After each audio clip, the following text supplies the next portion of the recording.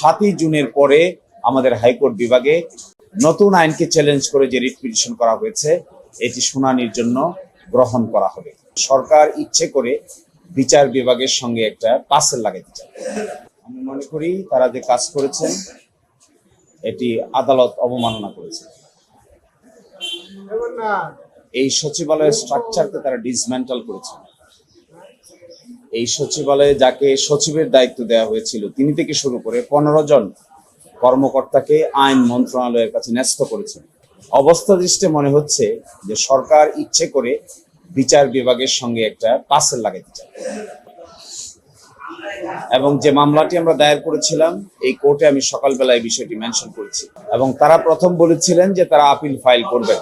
আজকে আমাদেরকে মাননীয় হাইকোর্ট বিভাগ বলেছেন তারা 7ই জুন পর্যন্ত অপেক্ষা করবেন। 7ই জুনের পরে হাইকোর্টের এই রিট পিটিশন শুনানির জন্য আসবে, কারণ 7ই এপ্রিলে রায় প্রকাশ হয়েছে।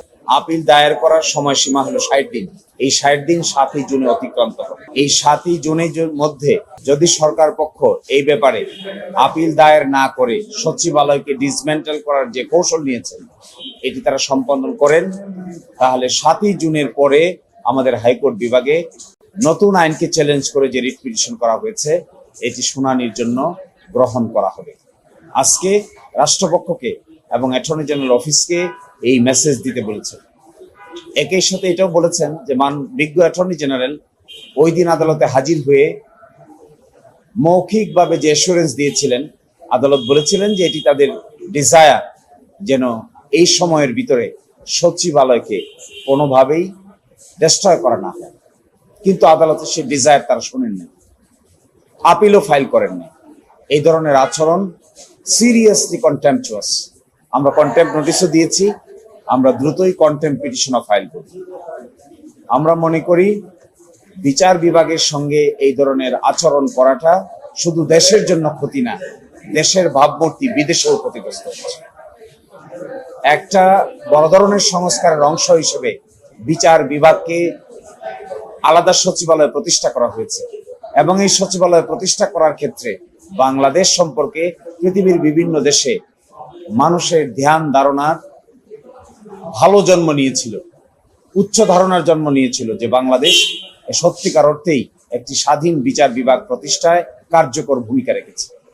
কিন্তু যে কাজ এখন করছেন এটা অনেকটা পিছন দিকে ঠেলে দিচ্ছেন। সবকিছু তারা পিছনে দেখছেন, তারা ফরওয়ার্ড লুকিং না, তারা রিফর্মের পক্ষে না, তারা বিচারকদেরকে স্বাধীনতা দেওয়ার পক্ষে নয়, বিচারকদের নাকে তারা নাক পাশ লাগিয়ে রাখতে চান। এটি শুধু দেশের জন্যই ক্ষতি হবে না, দেশের ভাবমূর্তি দেশের বাইরেও ক্ষতি হবে। ইতোমধ্যে শুরু হয়েছে, বিদেশি যারা স্টেক হোল্ডার আছেন তারা এই সমস্ত ব্যাপারে কনসার্ন রেজ করেছেন, আলোচনা করছেন, গোলটেবিল বৈঠক হচ্ছে। তো আমি আপনাদেরকে সাক্ষী রেখে একটা কথা বলতে চাই। ফার্স্ট কথা হলো, আমাদের সরকার গতকালকে রাতে যা করেছেন এটি সিরিয়াস কন্টেম্পট করেছেন, আদালত অবমাননা করেছেন। এখনো হাইকোর্ট ডিভিশনের ডাইরেকশন তা বহাল আছে। সেকেন্ড হলো, যে রিট পিটিশনটি পেন্ডিং আছে 5ই জুনের পরে এটি শুনানির জন্য আসবে। থার্ড হলো, আদালত হাইকোর্ট বিভাগ বিজ্ঞ অ্যাটর্নি জেনারেলকে যে পায়াস উইশের কথা বলেছিলেন সেই উইশের প্রতি তারা বিন্দু পরিমাণ শ্রদ্ধা দেখান নাই। আর চতুর্থত হলো, এই কাজ করে বাংলাদেশের ভাবমূর্তি দেশ এবং দেশের বাইরে ক্ষতিগ্রস্ত করা হচ্ছে। আমরা বিশ্বাস করব যারা তারা এগুলো থেকে বিরত থাকবেন। আমরা আগামীকালকেই একটি কন্টেম্পট পিটিশন দায়ের করব এই ব্যাপারে।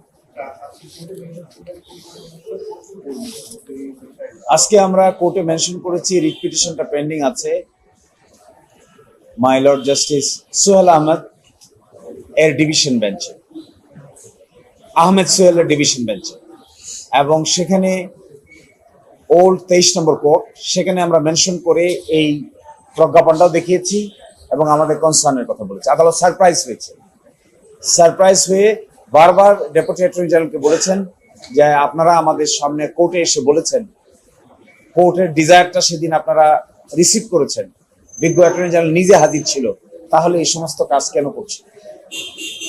সকলে মিলে তো এটি ইমপ্রুভ করার কথা, কিন্তু আপনারা তো এটা পিছন দিকে হাঁটছেন। এই যদি কোনো আইনে লোফল থাকে, আইনে যদি কোনো ত্রুটি থাকে, তাহলে সেই ত্রুটিটা সংশোধন করার জন্য সকলে মিলে ফাইন টিউনিং করা যায়। এবং সেটা সংশোধন করা যায়, কিন্তু তা না করে সচিবালয় যেটা এস্টাবলিশ হয়েছিল সেটাকেই তো আপনারা ধ্বংস করে দিচ্ছেন। অ্যাটর্নি জেনারেলের অফিসের ডেপুটি অ্যাটর্নি জেনারেল বলেছেন এই বিষয়ে তিনি আজকেই বিজ্ঞ অ্যাটর্নি জেনারেলকে জানাবেন এবং সরকারের কনসার্ন বিভাগকে তিনি কমিউনিকেট